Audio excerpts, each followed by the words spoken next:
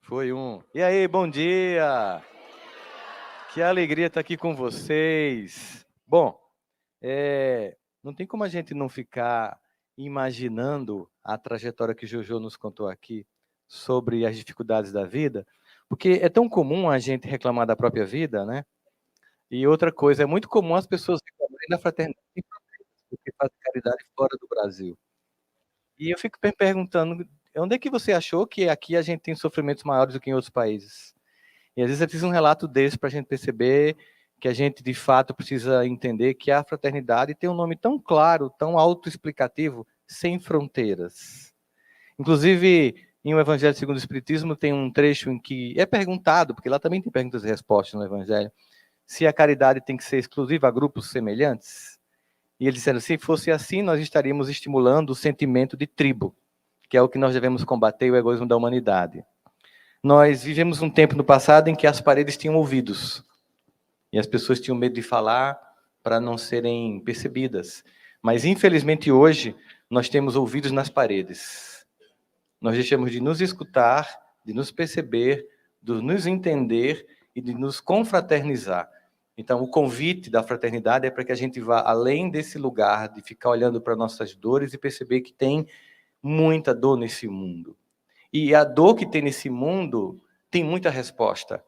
E parte dessa resposta, não toda, não temos essa pretensão, é nessa doutrina que transformou a vida de vocês, a minha, e que nós poderíamos levar para mais gente. Nós poderíamos fazer mais pessoas conhecer. Nós poderíamos tocar mais coração. A minha sensação é que a gente faz com o movimento espírita, com a doutrina espírita, o que a gente faz com o nosso smartphone. Não sei se vocês sabem que a gente tem um telefone que é incrível, que faz um monte de coisa, a gente usa uns 15% no máximo, ou 10%.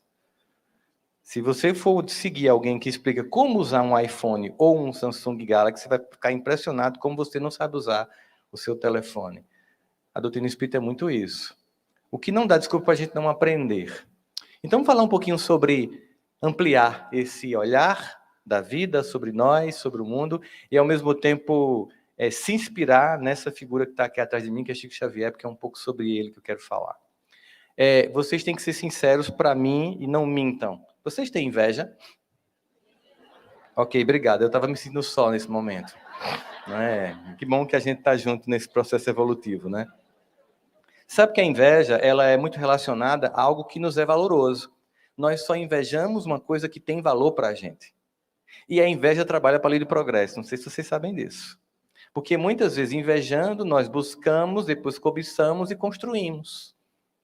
Porque a construção do nosso processo é levando em consideração as nossas características emocionais. Portanto, nunca olhada por Deus como julgamento, repreensão e condenação, mas como convite à transformação. Portanto, se vocês me dissessem assim, Rossandro, eu conheci pessoalmente o Pelé. Eu ia fazer, que legal. Né? Admiro, mas não invejo. Se você me dissesse, Rossandro, eu corro meia maratona, eu digo, que legal. Eu admiro, mas não invejo. Né? Não tem, porque você só inveja uma coisa que tem valor para você. Mas quando a pessoa diz assim, Rossandro, eu conheci Chico Xavier, eu invejo. Com força. Nem me conto detalhes, porque senão sua colher cai. Porque, na verdade, a gente inveja o que a gente admira. Se você, assim, eu fui para um show da Enya, eu vou invejar, porque eu nunca fui. Que eu gosto dela. Então, assim, na verdade, quando a gente olha para essas pessoas e que a gente as inveja, na verdade, é um desejo de estar naquele lugar, é um desejo de construir aquela potência na alma. A gente depois vai migrando, sem esse olhar julgador e pensar, é porque eu admiro tão somente isso. Então, quando você tiver com esse sentimento dentro de você, encare como não punição. Em que momento você esqueceu que Deus é amor? O que aconteceu com a gente? Que a gente esqueceu que Deus é amor. E que olha pra gente que assim, tô entendendo, sabe? Você, quando a gente é criança, que o pai ou a mãe vai colocar uma Coca-Cola ou refrigerante, a gente fica medindo no copinho para ver se está igual com o irmão. Isso é da alma humana, porque a gente quer quantificar, mensurar, tangibilizar o amor. Mas depois a gente vai se sofisticando e vai percebendo que é mais que isso. Mas esse homem, ele é tão quisto, tão querido, não porque era um grande orador, Não porque era um grande teórico, não porque ele tinha alguma dimensão intelectual admirável, embora o tivesse, mas porque ele era um ser humano admirável. E que se esforçou profundamente para entregar para o mundo aquilo que ele recebeu. E eu fico triste quando a gente acha que vai manter casa espírita comprando coxinha, livro. Porque se tocou sua vida, alguém em algum momento financiou alguma coisa para chegar até você. E hoje em dia a gente paga um horror para ir no shopping, mas reclama e se omite e não se pergunta o que eu faço para manter a divulgação desse trabalho de bem. Como é que eu transformo essa mensagem que tocou meu coração em algo que transforme as outras pessoas? As pessoas vão e vêm às casas espíritas sem nunca se perguntar quem paga a luz. E isso é uma omissão, porque nós precisamos sustentar a obra de divulgação do Evangelho. Nós precisamos entender que nós vivemos num mundo material que precisa de recursos. A gente troca nosso telefone, a gente troca nosso carro, a gente muda o tapete da casa, a gente muda a decoração. Mas se alguém disser no centro assim, a gente quer fazer venda, não pode, aqui não pode, isso não pode falar em dinheiro. Engraçado. Sabe que quando a gente pegou o nosso evento espírita de Campina Grande, que chama-se MIEP, Movimento de Integração do Espírita Paraibano, tem 50 anos o nosso evento, é no Carnaval. Quando a gente saiu de uma escola, que era uma escola grande, que levou para o centro de convenções por causa do ar-condicionado, a gente foi criticado por pessoas que usam carro com ar-condicionado. Que é o irônico da vida. Né? Você, para o movimento espírita, tem que ser tudo, as casas caindo aos pedaços. Daqui a pouco os encarnados desencarnam debaixo do teto que não tem sustentação. Eu sei que a gente também atende os encarnados e desencarnados, mas não quer desencarnar ninguém que está encarnado durante o processo. É porque a gente tem que começar a entender que esse homem ele fez tudo para, no momento que foi tocado, pensar assim, eu tenho que levar isso para mais gente. E doou todos os direitos autorais das obras dele. E fez um movimento imenso. Mas mais que isso, ele vivia aquilo. O que nos instiga quando olha para a personalidade de Chico Xavier é que ele vivia. É aquilo que em inglês chama de walk the talk, né? Você anda como você fala, você tem coerência psicológica. Margaret Mead, uma grande antropóloga americana, dizia um negócio bem interessante, ela dizia assim, o que você pensa que você... Para dar assistência ao pessoal aqui também que está se sentindo excluído, tá, gente? Que eu sou... Não é, o pessoal, tudo aqui, ó. Margaret Mead, uma antropóloga americana, ela dizia assim, o que você pensa que você é, o que você diz que você é e o que de fato você é são três coisas diferentes. E como não tinha na época dela, eu posso agora acrescentar, e o que você posta com filtro no Instagram é a quarta coisa diferente. Aliás, teve gente que tirou foto comigo e eu fiquei com cílios. Por que tirou foto com filtro? Isso é injusto. Depois eu estou logo dizendo que se aparecer uma foto minha com cílios, não foi eu, né?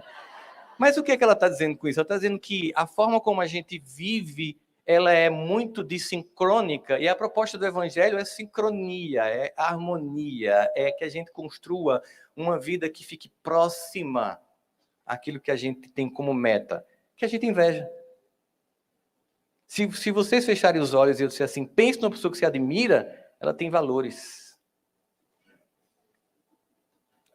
Tem valores. Você quer aquele lugar, você pensa esse ponto. E olha, como Jesus é modelo e guia para a gente, é a meta. Essa meta é transcendente. E nós sempre admiramos as pessoas que conseguem se aproximar dessa meta. É isso, bem simples, resumidamente. Posso ir, obrigado, é um prazer estar com vocês. Não, brincadeira, vamos continuar aqui. Mas como é que ele fez isso? Sabe que existe uma passagem do Evangelho de Jesus que ele diz assim, vós sois o sal da terra. Para que serve o sal, gente? Para que mais? Para temperar, para dar gosto, conservar, para dar sede. Para dar sede. Você tem que apresentar o que dê sede às pessoas de buscarem mais. Nós temos que dar sede às pessoas de buscar mais. Nós temos que chegar junto das pessoas e elas olharem nossa vida e dizer, eu quero isso porque eu quero saber de onde vem essa fonte. Eu quero mais. É sede. E a sede não é saciada me seguindo, não é seguindo Haroldo, nem Chico. É Jesus o grande objetivo daqui. É Ele que nós temos que ter sede diariamente de aprender, viver e se inspirar. Nós admiramos Chico não por causa de Chico, mas porque Chico vivia buscando Jesus.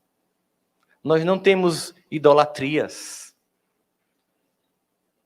Nós não seguimos personalidades que não seja o Cristo. Ele é a nossa meta, Ele é o nosso objetivo. É a Ele que nós dirigimos os nossos corações.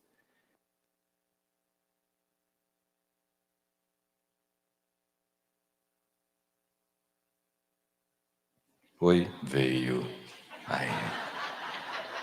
Me senti o próprio William Bonner agora. Uau! Ficou até meio exótico assim, então. E essa, eu acho que tá dando microfone para poder dar uma.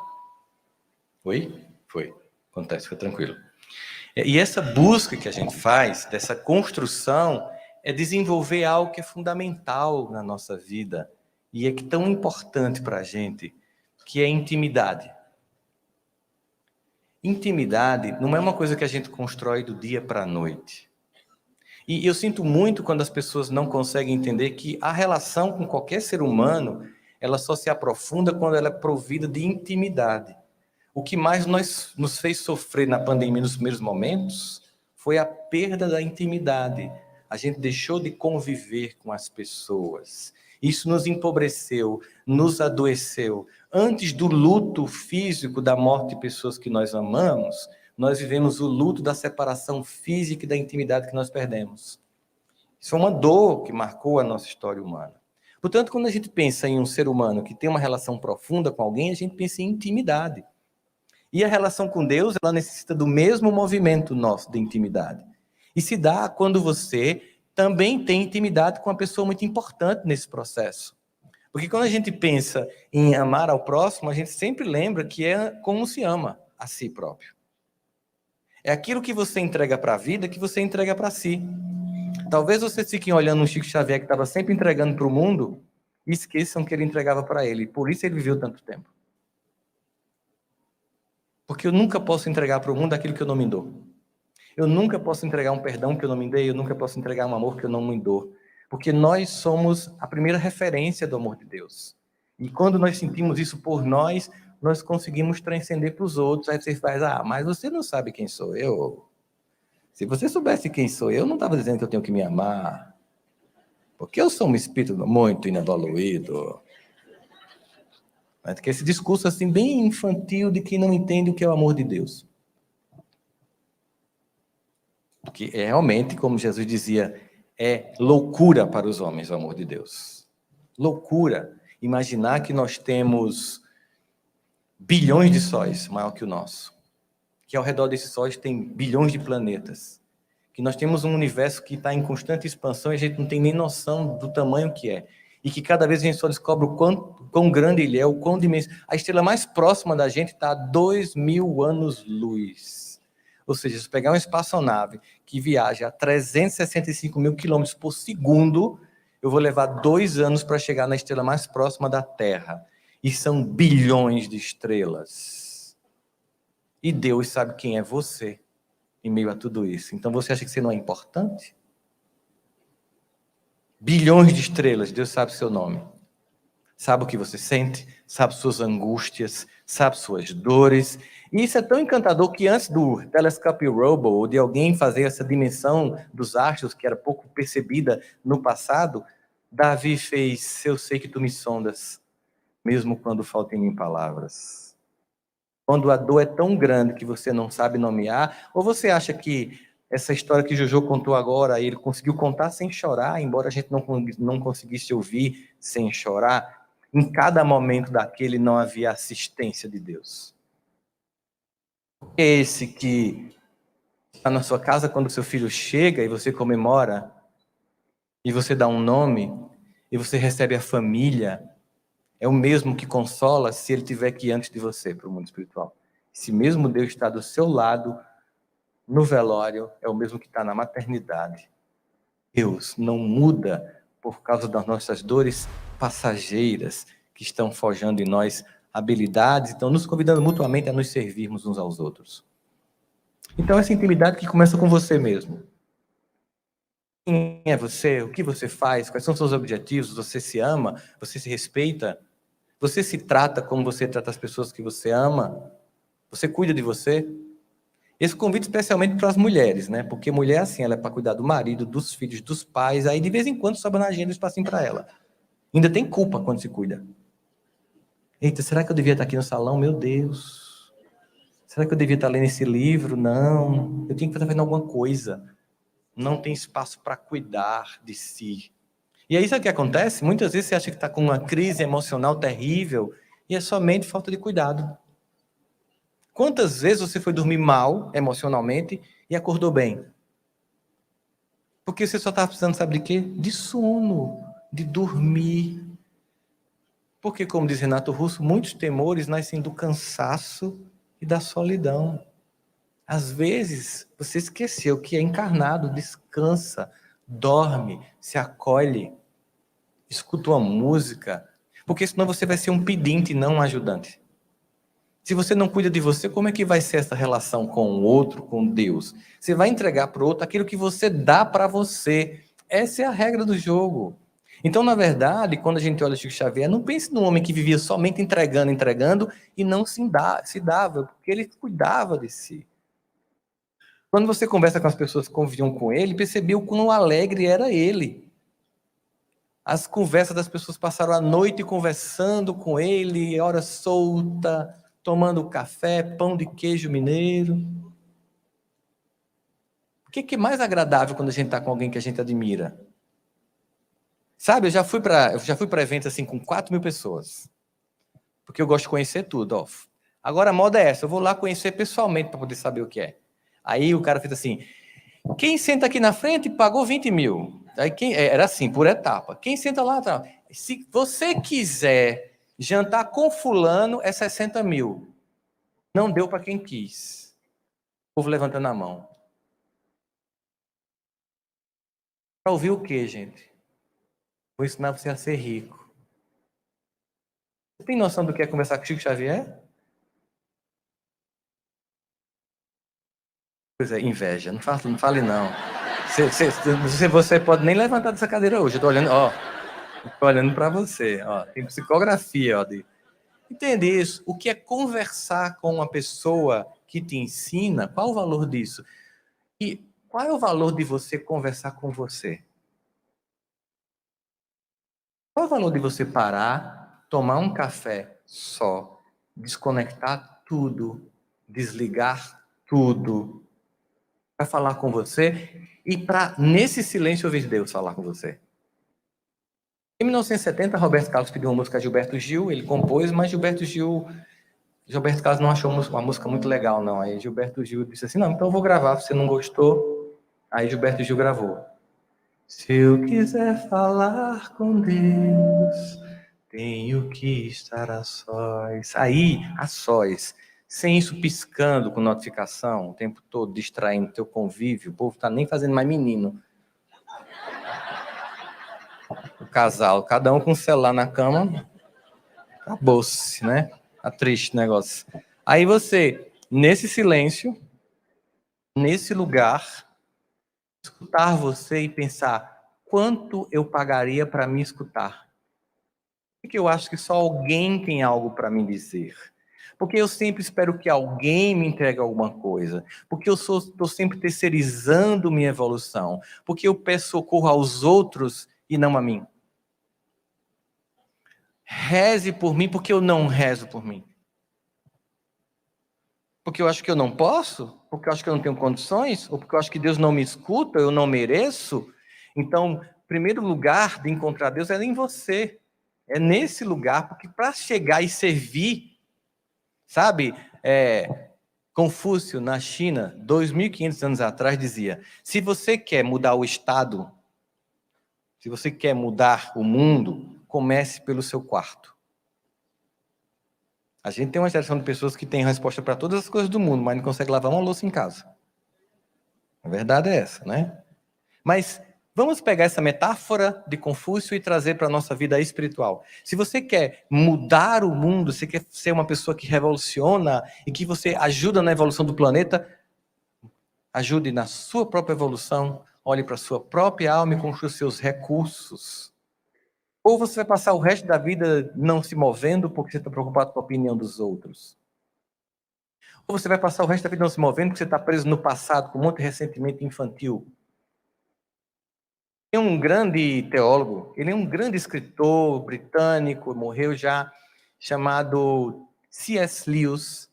Ele fez aqueles filmes Crônicas de Nárnia, vocês devem ter visto, ouvido. Ele é um grande estudioso da literatura de língua inglesa, e ele também era um grande teólogo. E tem um livro dele bem engraçado que é Cartas do Demônio a um Jovem Aprendiz. Basicamente, o livro tem como objetivo, metaforicamente, no romance, como se o diabo tivesse com um pupilo. Vou te ensinar a destruir a humanidade. Anota aí os planos. Falei como carioca agora, tá? Os planos. Porque eu sei que essa região aqui de Minas é meio carioca, né? Anota os planos de como a gente vai destruir a galera. E, ó, primeira coisa, aí na 15ª carta ele diz assim, nunca deixe a humanidade no presente. Por quê? Porque é no presente que as coisas são feitas. Então mantenha a humanidade destruída no passado e no futuro.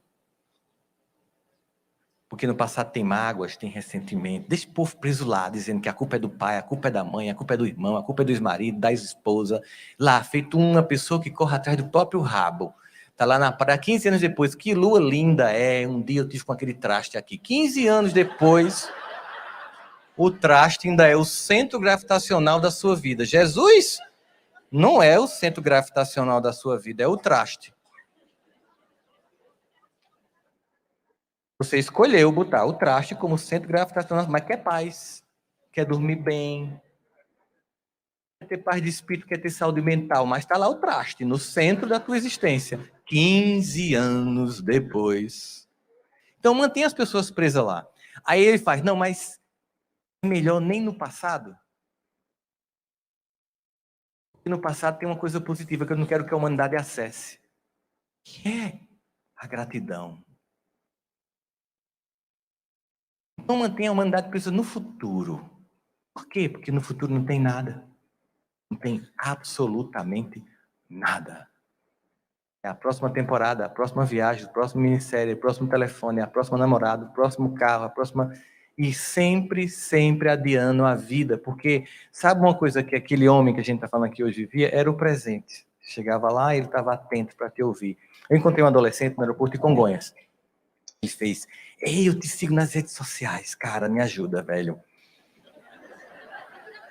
Fala que eu te escuto. Olha, eu tô... Olha, 16 anos. Olha a pinta do cara, todo malhado, velho. Mas as meninas não olham pra mim, eu não tô conseguindo. Me ajuda. Você... Como seduzir? Como seduzir? Eu não quis contar a ele o meu insucesso na mesma época. Não, eu acho que é um detalhe desmerecido. Para que contar o quanto eu era, assim, não. Sem detalhes. Eu fiz, olha, eu vou te dizer um negócio bem incrível, assim, para os dias de hoje, que é, as pessoas são tão desatentas, elas são tão preocupadas em nunca olhar para você, que se você quer seduzir qualquer ser humano, olhe no olho e escute. Isso é sedutor. Diz assim, você quer falar comigo? Pode falar, eu estou aqui para você. Cada personagem que Jesus encontrou no caminho, sabe aquela samaritana que estava lá? Que ela estava rejeitada, humilhada. Sabe uma mulher do fluxo de sangue que ninguém mais queria tocar nela? Que ela era completamente cancelada socialmente. Sabe o Zaqueu que teve que subir no sicômoro para ser visto? Sabe todo mundo que ninguém olhava porque todo mundo queria estar longe? Ele olhava. Quando você conversa com qualquer pessoa que veio com o Chico Xavier, ele vai dizer o seguinte, ele olhava para você. Ele te dava atenção, ele estava ali, presente, aqui. E agora, sabe por quê? Porque ninguém ama amanhã. A gente ama hoje. Ninguém transforma amanhã, a gente transforma hoje. Ninguém constrói nada amanhã, a gente constrói hoje. É aqui, agora, saindo com decisões.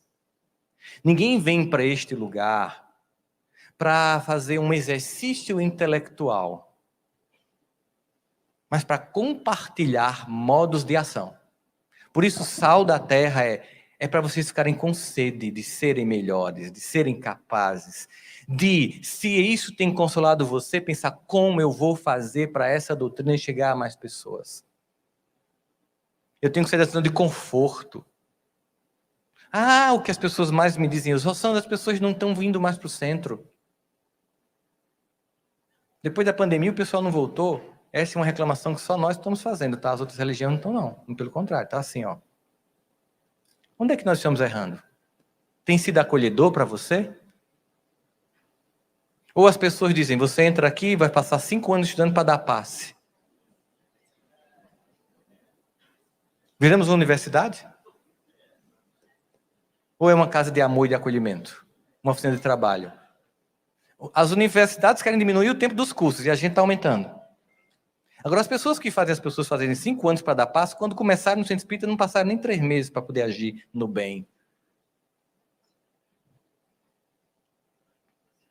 Cadê os jovens?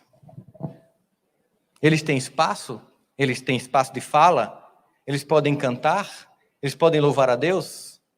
Cadê o louvor a Deus? Porque quando eu era adolescente, a gente cantava, a gente saía do centro, fechava a porta e a gente ficava 1 hora e meia do lado de fora. Vamos embora, terminou, porque a gente queria estar lá. Mas hoje as pessoas querem assistir do YouTube. Por quê? Porque talvez a experiência não esteja sendo mais interessante. Porque não tenha mais acolhimento, porque eu não sei qual é o seu nome, porque eu chamo você para fazer cesta básica, mas eu nunca te acolho a você. A caridade para com quem está lá dentro, meu irmão de jornada. Cadê a nossa caridade interna?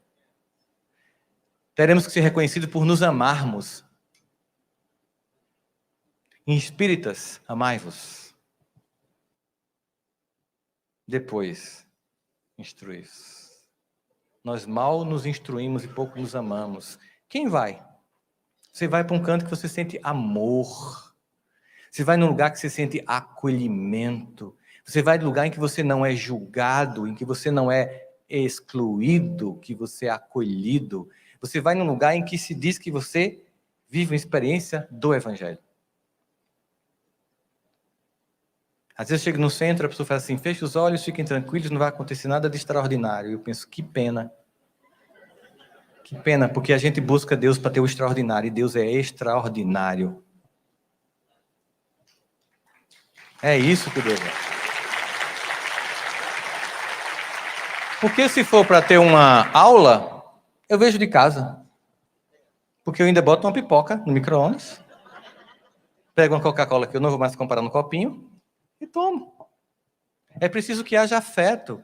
E quando você conversa com qualquer pessoa que falava de Chico Xavier, uma coisa que percebi era muito afeto, muito abraço, muito acolhimento, muito querer estar perto. E as pessoas não precisavam nem ouvi-lo, só queriam estar perto. Por quê? Porque tinha um amor vibrando. E vibrando aquele amor, fazia com que você saísse e pensasse, eu preciso fazer isso na vida dessas pessoas, porque ele me deixou com sede. Sal da sede, para que você faça a sua parte. Eu vou usar aqui um trecho do discurso de John F. Kennedy, no auge da guerra dos mísseis cubanos, que quase fazia com que o planeta explodisse. Ele faz assim na TV, não se pergunte o que a América pode fazer por você, mas o que você pode fazer pela América. Não se pergunte o que a instituição pode fazer por você, mas o que você pode fazer por ela. Não está gostando não? Vá para outra. Não está gostando não? Vá para outra. Não gostou de nenhuma não? Abra uma. Sem precisar brigar, sem romper relações. Eu vou abrir uma outra, vou chamar uma galera e vamos abrir outra. Vamos abrir embaixadas de Deus na Terra, mas vamos entender que é um lugar de acolhimento. A Casa do Caminho, a primeira instituição religiosa cristã, era uma casa de acolhimento, não de aulas. Nós também temos que estudar, mas, sobretudo, amar e acolher.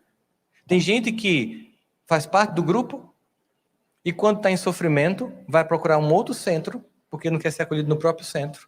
Por quê? Porque se disser que está sendo obsediado, o que acontece? Sai do trabalho e nunca mais volta.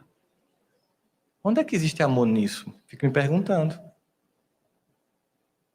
É como se meu filho fosse pedir remédio ao vizinho com vergonha de pedir remédio a mim. Que pai seria eu? Eu obrigo meu filho a pedir remédio na casa do vizinho. E tem gente que é tão iluminado que diz, não, mas comigo a obsessão não chega nem perto. Ou seja, já está muito mais do que obsediado.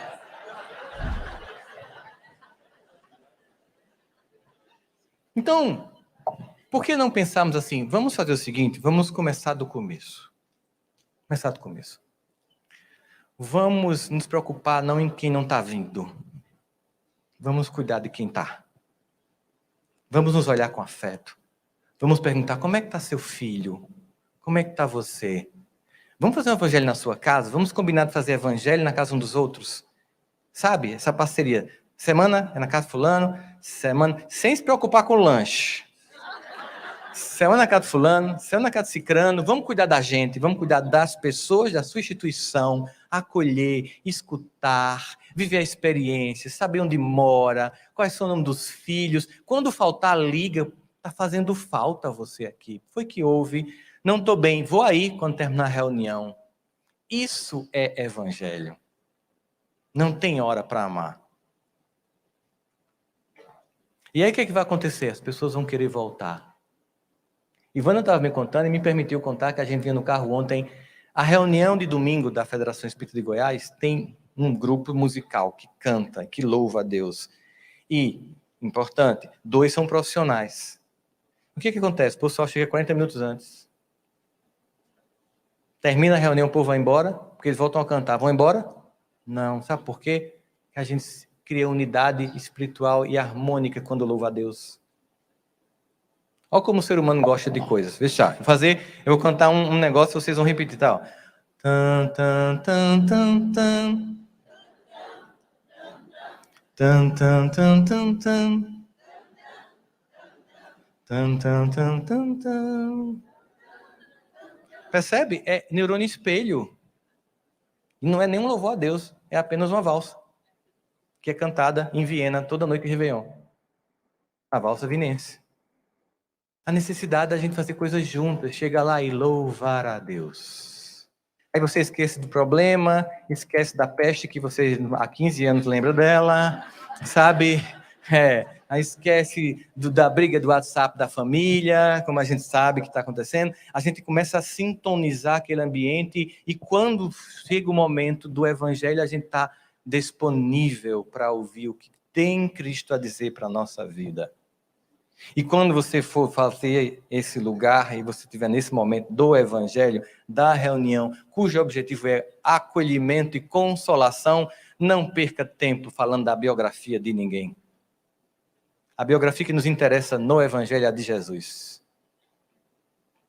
É Ele que nos move, é Ele que nos orienta, é Ele que nos instrui. Todos os outros, não importa qual seja o nome, o servem. Todos os outros o servem, são servidores do Cristo.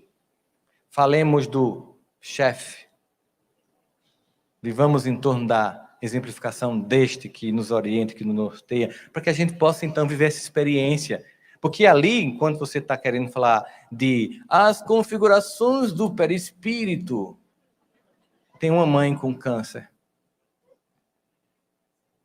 Tem um pai enlutado. Tem uma pessoa que perdeu tudo e não tem como pagar a água e a luz. Ela não quer saber disso. A gente vai em grupo de estudo depois. Naquela reunião, ela quer o que Jesus disse para mim hoje, diante da minha dor. Você não está naquele momento para fazer uma exaltação do seu ego e mostrar quantos livros você leu para preparar uma palestra. Não se trata disso. Se trata de ser um instrumento de Deus para consolar filhos de Deus como você foi consolado. É isso que a gente tem que fazer. Porque as pessoas, elas vão voltar pelo afeto, pelo conhecimento, elas ficam em casa. Elas voltam para se sentir tocadas. Então, Chico Xavier, ele tocava as pessoas. Eu lembro que quando ele desencarnou, ninguém das outras religiões conseguiu atacá-lo. As pessoas, eu discordo do que ele pensa, não acredito no que ele faz, mas eu não posso dizer que ele é um exemplo de ser humano. Por quê? Porque ele era afetuoso, ele era acolhedor, ele olhava no olho, ele cuidava das pessoas, ele tocava nas pessoas, ele tinha o interesse real, como Jesus tem. Se esse é o nosso modelo, então esse é o nosso modelo. Acolhimento, interesse real, olho no olho, atender a alma humana. Não só naquela hora, não tem hora para a dor acontecer. Precisamos começar a pensar onde estamos errando, para a gente não ficar se culpando, nem se condenando, mas se corrigindo. Porque existe uma lei que opera chamada lei do progresso, gente. E se a gente não acompanhar o progresso da humanidade, como é que vai ser? 2023, a gente começou a fazer uma coisa na humanidade que vai redefinir a história humana. A maior transformação da história humana começou ano passado. Ela foi forjada já há algum tempo, mas ela se popularizou ano passado com o ChatGPT. E nós estamos entrando numa era de inteligências artificiais que o cenário do mundo é imprevisível nos próximos 5 anos. Você vai em qualquer lugar do mundo, em qualquer profissão que você tiver, está sendo tudo transformado. Mas você quer que a casa permaneça do mesmo jeito. Você quer trocar seu telefone, você quer trocar sua TV, você quer trocar seu carro, mas a casa é do mesmo jeito. Os jovens não vêm. O que tem para o jovem que faça com que ele queira ir? O movimento espírita de hoje, Chico Xavier ainda mais seria médium. Porque quando ele chegasse lá, vai estudar 5 anos, aí depois a gente conversa. Muita gente jamais faria palestra. Não, vai estudar 5 anos, depois a gente conversa. Igual os pacientes que chegam no consultório para mim e dizem assim, eu queria que você me ajudasse a me transformar para poder viver a vida. Não, vá viver a vida que você se transforma. Vá trabalhar que você aprende. A maior lição da vida é a experiência, né? Você falar o que você prega, ensinar o que você prega e viver o que você prega. Não é um tipo, eu te isolo num canto, te ensino e boto você para agir. Não é assim que funciona o mundo. A gente faz, aprende, vive, faz, aprende e vive ao mesmo tempo as experiências. E isso que a gente precisa entender, precisamos voltar a fazer. Porque quando a gente pensa nesse amor, é exatamente isso. Interessante é porque às vezes a gente pensa, mas eu não acho que eu não consigo, eu acho que alguém tem que me inspirar, alguém tem que fazer isso acontecer. Nós estamos num período de transição planetária, é um dever de cada um de nós transformar as coisas. Ninguém vai fazer para nós seguirmos. Essa época já passou. Todos nós temos deveres de movermos-nos onde estamos e transformar as coisas, fazê-las avançar. Mas aí talvez você pense assim, não, Rassandra, eu acho que, no fundo, eu acho que diante da minha evolução, a gente usa a evolução como desculpa para não agir. Eu não posso fazer nada. Paulo manda uma carta para a comunidade de Romanos, é uma carta que está no capítulo 8, diz assim, pois eu estou convencido que nem a morte nem a vida, nem anjos, nem demônios, nem o presente, nem o futuro, nem qualquer poderes, nem altura, nem profundidade, nem qualquer outra coisa da criação será capaz de nos afastar do amor de Deus. Nada do que você fez e que você acha que não merece é capaz de te afastar do amor de Deus, porque Deus não desiste da gente. Simples assim. Então não use seus defeitos para achar que você não é candidato a ser alguém para agir no mundo e transformar o mundo. Isso é um discurso para paralisar num lugar cômodo de isso não é para mim. Tão cômodo, né? Vítimas, ninguém cobra nada de vítima. Não posso. Eu sou inevoluído, não é para mim, eu não posso. Quer dar palestra? Não posso. Se alguém aqui tivesse que poder dar palestra, estava todo mundo mudo, gente. Ninguém falava. Se fosse doutos perfeitos, nós não estávamos na Terra, estávamos no mundo de perfeição. Esse é o lugar para a gente agir. Aí a gente olha e diz, pô, mas eu preciso olhar para esse lugar, e então começa a olhar para mim, fazer essa caridade comigo, eu preciso voltar a acolher as pessoas que estão comigo no trabalho. E a gente ainda está tentando colocar os cacos de um movimento dividido politicamente, porque a gente esqueceu que servia a Jesus e foi seguir a homens que nem suspeitam que a gente existe. Como a gente é inteligente, evoluído. Meu Deus, eu fico em brecha. Assim, Encarnações e encarnações se matando em Idade Média, seguindo bandeiras e brasões de famílias, porque eu sou melhor do que você. Aí repete tudo de novo. É esquerda, é direita. Esquece que o centro gravitacional da nossa vida é Jesus.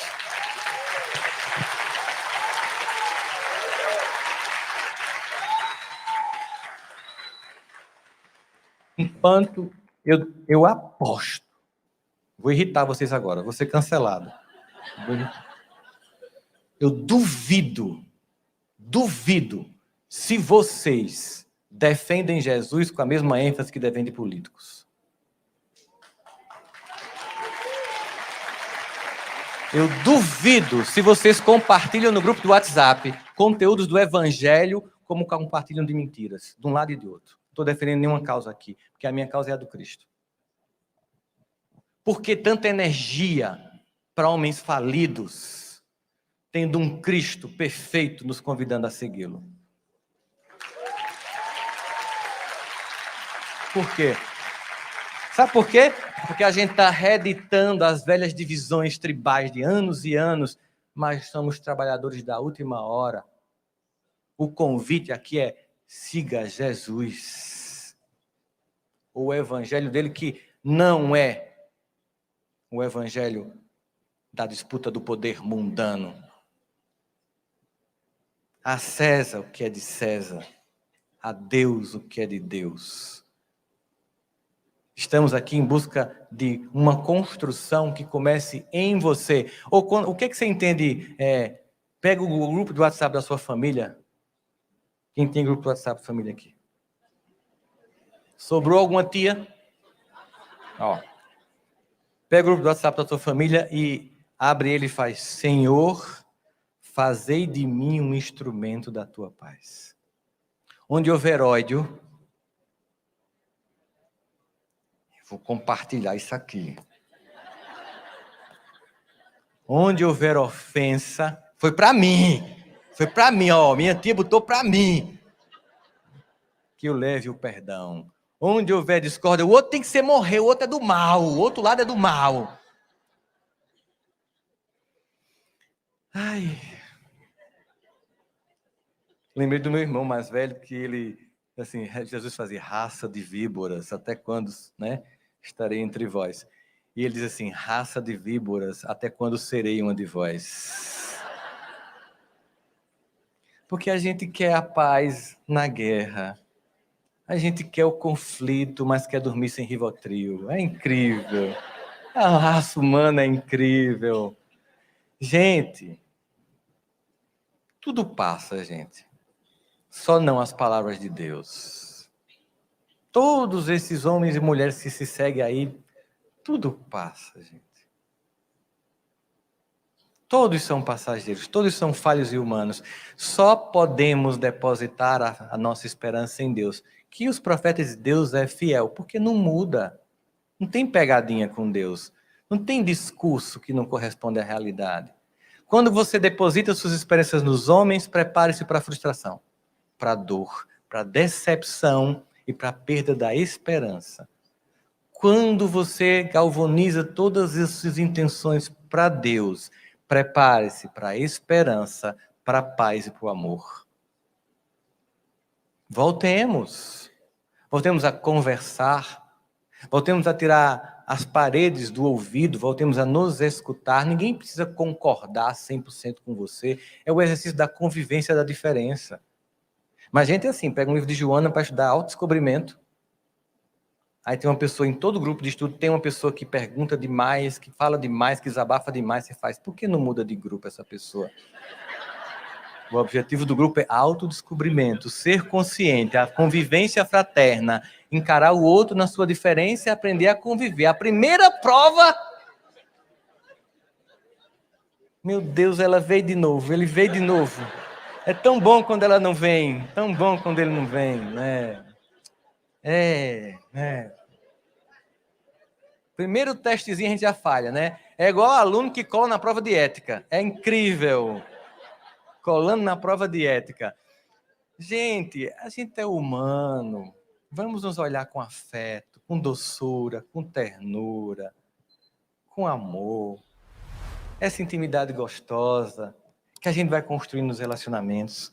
Quando eu casei com Janine, aí a primeira vez que uma das tias dela foi visitar a nossa casa, e como eu sou uma pessoa que brinco muito nas situações, ela começou, ó, quem tá vindo é tia fulana é assim, então cuidado com suas piadas, você é muito engraçadinho, ela pode ficar chateada, pelo amor de Deus, vou ficar olhando para você, não diga aquelas coisas, parará, tá bom.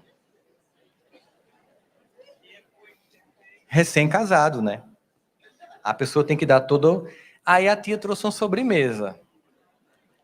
Era um abacaxi, com uma banana no meio, um morango em cima e chantilly. Poxa vida.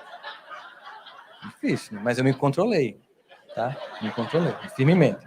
Derrubei a banana e fui comendo a sobremesa. Casamos em 2008. Como é hoje em dia? Ela tem que me dar um texto? Não. O que é intimidade? Ela faz assim, ó. Para vocês, porque vocês não viram, né? Assim, dá uma olhada. Porque comunica com Bluetooth quando você tem intimidade. Com Deus é assim. No começo é estranho. No começo é estranho. Chega lá e fala, e silêncio, e você começa a perceber uma intimidade no relacionamento. E você começa a perceber que ele vai te ouvindo de todo jeito. Um dia eu estou lá em casa, minha cunhada que é pastora, vai lá, faz uma oração e tal, e passa 30 minutos orando. Aí ela sai de casa e eu faço... Meu Deus, eu nunca fiz uma prece de mais de 1 minuto. Como é que fica essa história? Será que é pelo tempo? E fiquei meio questionando assim, poxa vida, minha relação é um Twitter com Deus. Pai, eu estou pensando nisso, tal, bem objetivo, tal, cada um.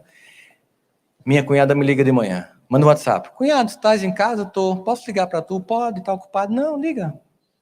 E aí, dentro do espectro espiritual dela, da visão de mundo, cunhado, o Espírito Santo esteve aqui ontem para dar um recado para você. Foi, cunhado, foi que ele disse. Ele está respondendo a pergunta que você fez ontem.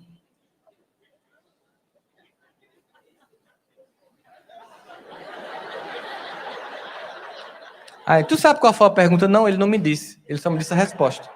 Até eu estou curiosa. O que foi que ele te disse? Ele disse assim, Deus te escuta, desde que você nasceu, do jeito que você fala com ele.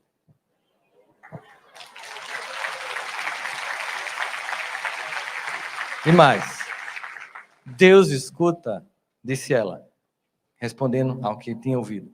Deus escuta cada um de nós do jeito que a gente fala, desde que a gente nasceu, sem precisar de mais nem menos apetrecho.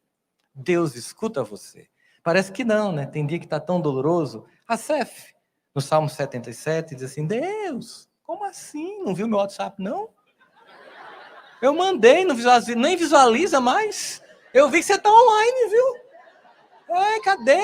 Aí ele fica lá, até o verso 10, ele está lá, esqueceste de mim, e eu que te sigo, em vez da vitória dos ímpios. Ele vai na revolta total.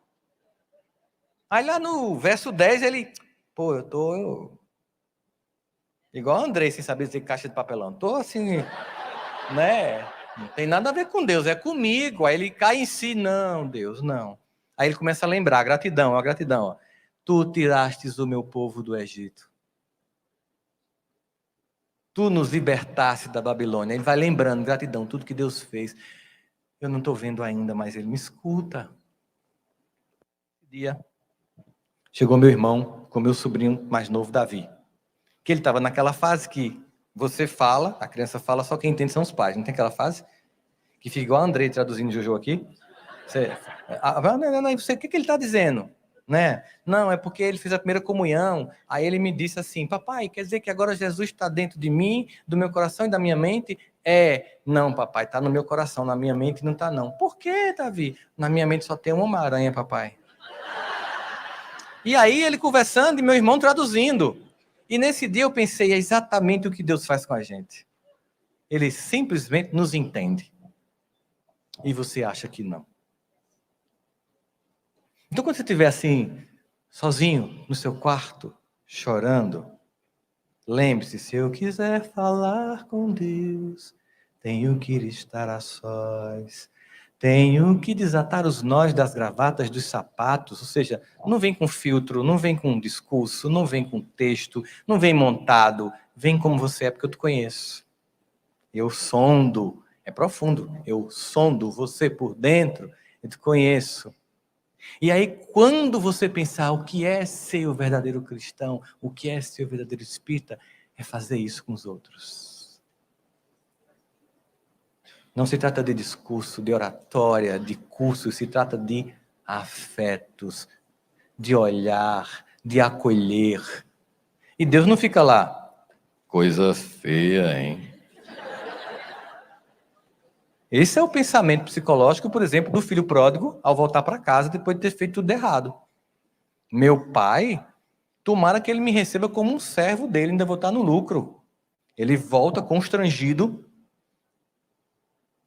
O pai vê ele no sopé da montanha e, fazendo referência a Davi, sonda o filho e sabe que se aquele homem volta humilhado, magro, raquítico, feito uma pessoa de Cracolândia, descendo e voltando, todos os servos ridicularizariam e humilhariam o filho dele. Ele corre em direção ao filho, mas o filho está tão aí na ideia de que Deus é punitivo que ele pensa assim, não está lá, já eu pensando por ele, tá? Que fique claro.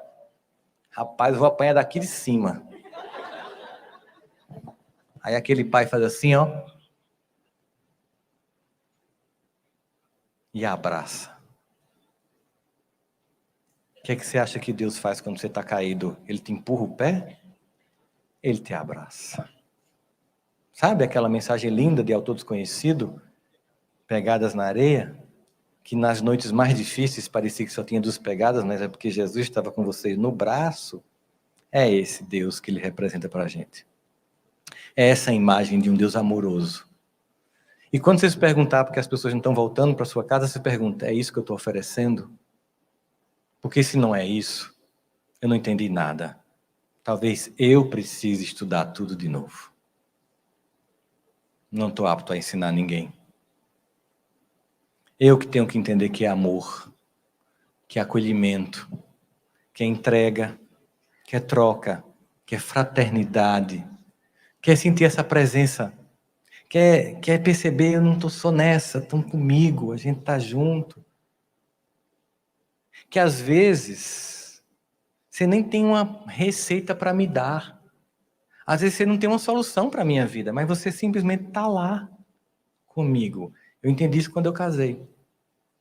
Porque geralmente, quando a esposa começa a chorar ou contar um problema, você quer resolver. E nem sempre tem solução. Ela faz, cala a boca, só me escuta. E eu, tá bom, escutar. Tipo assim, você não tem que resolver, não existe uma solução, você não pode ir lá bater na cara da pessoa, mas fica comigo chorando junto.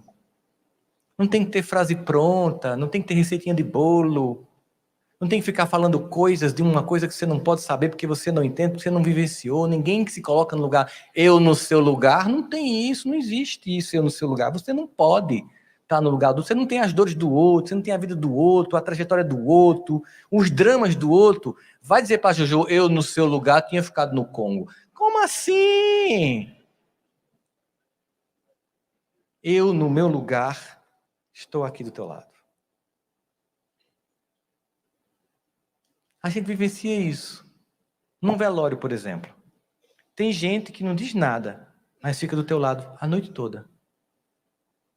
E você não se sente só. No momento, não está ali oferecendo receita de bolo, dizendo, olha, porque a gente continua no mundo espiritual. Não existe, não é discurso, é gesto. Lembra de Francisco de Assis? Evangelizar sempre, quando necessário usar palavras. A nossa vida é o maior evangelho que existe. Não adianta discursos que não se coadunam com a realidade. Eu faço palestra hoje no país, profissionalmente, com várias pessoas.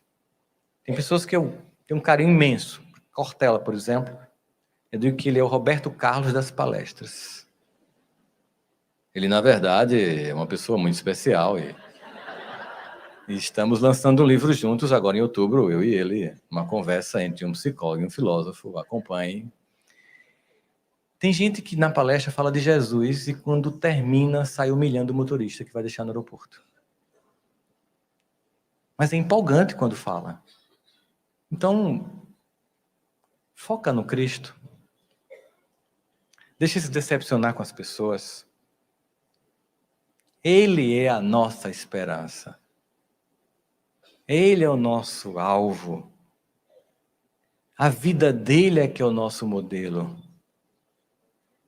Quer postar coisa no Instagram todo dia? Posta sobre ele. Quer botar coisa no grupo do WhatsApp da família todo dia? Bota sobre ele, sabe? Porque você não vai se decepcionar. Não tem pegadinha. Depois não vai vir certas verdades inconvenientes. Aposta todas as suas fichas nele. E quando você pensar como trazer as pessoas de volta para a sua casa, pensa no amor. Pensa na atenção, pensa no não julgamento, pensa no acolhimento, pensa na vontade de voltar. Porque nem na família da gente, se a gente não tiver acolhimento, a gente quer visitar. Tem gente que visita os pais por obrigação. Vocês sabem disso. Porque não sentem acolhimento no lar. Quando nós nos sentimos acolhidos, a gente quer estar junto. Porque a vida tem assim, tem gente que faz falta quando não está. Tem gente que é tão bom quando não está. E se pergunta quem você é nessa trajetória que eu narrei aqui agora. Porque é tão fácil lembrar dos outros nessa hora, né? Me lembrou fulano agora. Fulano faz uma falta não, mas fulano é bom quando não vem. Como é isso? Como é essa experiência afetuosa de acolhimento, de estarmos juntos? Lembra, a gente antigamente não tinha hora para socorrer ninguém. Fulano não está bem, vamos lá fazer um evangelho. A gente só sai quando estiver em paz. Vamos dar paz, vamos ler o evangelho, vamos cantar, vamos lembrar, vamos ligar. Está melhor, quer que eu vá aí novamente? É assim que a gente vivencia. É sobre isso. Isso está me transformando numa pessoa melhor ou mais culta?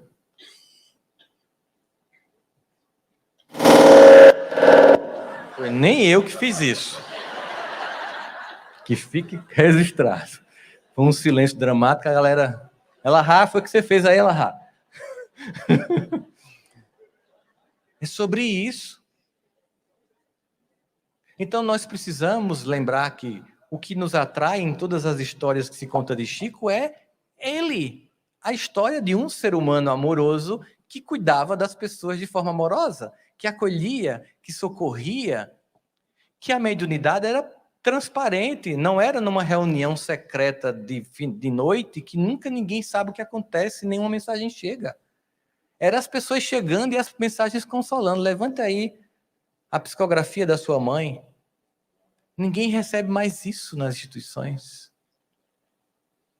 Ele não se furtou a socorrer ninguém. Só ele pode psicografar? Tem essa regra, em algum momento na codificação tem essa regra, só Chico Xavier pode psicografar. Tem?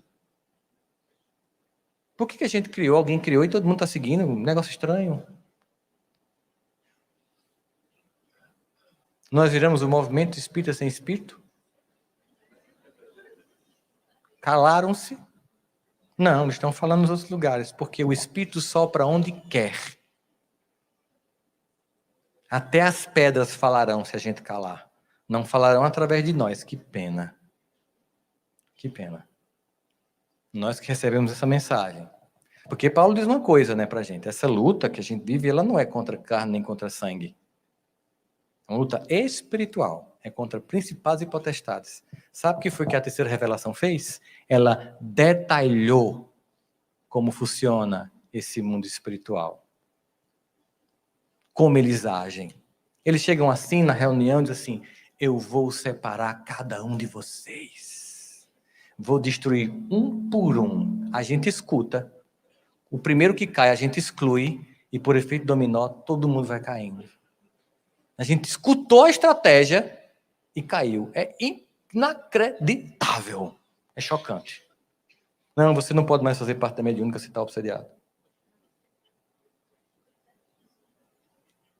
Não, você não pode mais fazer cirurgia, seu cirurgião. porque você está com a mão quebrada. Exclui. Não, trata da tua mão e fica aqui, para você voltar a fazer a cirurgia novamente. Porque se eu não cuido dos meus, eu vou cuidar de quem? Se eu não cuido dos meus, vamos ser objetivo. E por que não ter uma reunião só para os trabalhadores? E por que não ter uma reunião única só para a gente, para cuidar dos da casa? Vamos hoje a reunião para a gente. Botar o nome de cada um de vocês, inclusive de quem disse que não precisa botar o nome lá. Isso é quem mais precisa. Lembro de um amigo meu que disse que a mãe sempre dizia que tudo do evangelho era para os outros. 20 anos depois, nunca o tema era para ela. Aí um dia caiu um tema que ela fez. Isso foi para mim. A família, não. Como assim, mamãe? Um dia eu já fui assim. Olha que incrível. Nós estamos no momento em que temos jovens se matando. Temos uma epidemia de suicídio infantil e juvenil. Nós estamos num momento doloroso da humanidade. Profundas transformações. Divisionismos políticos históricos. Pessoas se odiando e querendo se matar. Um convite de um evangelho consolador nas nossas mãos para a gente entregar para a vida. Não queira do outro lado escutar. Serve infiel. Escondestes o talento que eu te dei. Não, eu não quis fazer uma reunião mais assim porque eu tive medo. Porque tivestes medo. A quem mais se tem, mais se dará. E a quem nada tem, tudo lhe será tirado, porque não está usando. Essa é uma parábola. A parábola dos talentos é a do desperdício. Eu te entreguei para multiplicar e você, com medo, ficou no mesmo lugar. Eu tive medo que chamasse a atenção, eu tive medo que não sei o que lá, eu tive medo que as pessoas falassem. Eu tive medo que é que vão pensar de mim. Sabe por que as pessoas admiram Chico Xavier? Porque ele não teve medo de ser Chico Xavier. Você tem medo de ser Maria, de ser João, de ser Patrícia, de ser Carlos. Ser você. Deus vai usar os seus recursos, a sua história, a sua trajetória, o seu jeito, do seu modo para servi-lo. Você não tem que copiar ninguém. Quando a gente abre um espaço para o alto agir na nossa vida, é incrível a força que vem do alto. Um espaço. Tem um ditado oriental que diz que quando você dá um passo em direção a Deus, ele dá 1000 em sua direção. Um passo. Estou disponível. Estou aqui para servir. Talvez as pessoas se incomodem, talvez elas estranhem. Faz parte. Autonomia, autoconsciência. Ser você, autêntico, inteiro, servir. Tem que acolher, vamos acolher. Tem que trazer os jovens, vamos trazer. Tem que dar voz a eles, deixa eles falarem. Tem que louvar a Deus, vamos louvar.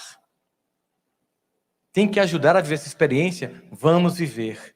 É isso que a gente está fazendo aqui.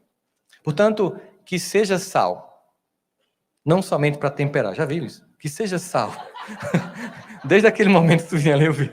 Que seja sal, não somente para dar tempero ou para dar sabor, mas para dar sede. Sede. Vocês saírem aqui pensando, precisamos chegar e começar a fazer mudanças, começamos a lembrar do que é essencial, começamos a lembrar de que as pessoas vêm aqui para serem acolhidas, amadas, e depois instruídas, para que elas depois possam também acolher e amar. É sobre isso, é este lugar. O Evangelho é um convite para incomodar a nossa alma para a transformação. Nosso compromisso não é com a política temporária humana, mas com a redenção coletiva de todos, e não só dos que votam comigo, dos que têm meu gênero, a minha cor, a minha religião e que moram na minha região. Se você acha que é isso, comece de novo. Volte para o começo, porque você não entendeu absolutamente o que Jesus fala. A gente termina. Portanto, nessa experiência divina que a gente quer, a gente se pergunta, o que eu faço, né? Como é que eu faço? Qual é o movimento? Tem uma música que marcou muito a minha infância, de um padre chamado Padre Zezinho, né? De uma criança que pergunta, o que é preciso para ser feliz? 5 anos de estudo da codificação.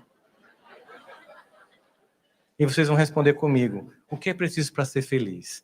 Amar como Jesus amou. Sonhar como Jesus sonhou. Viver como Jesus viveu. Sentir como Jesus sentiu. A gente pulou alguma coisa. Sentir como Jesus sentia. Sorrir como Jesus sorria.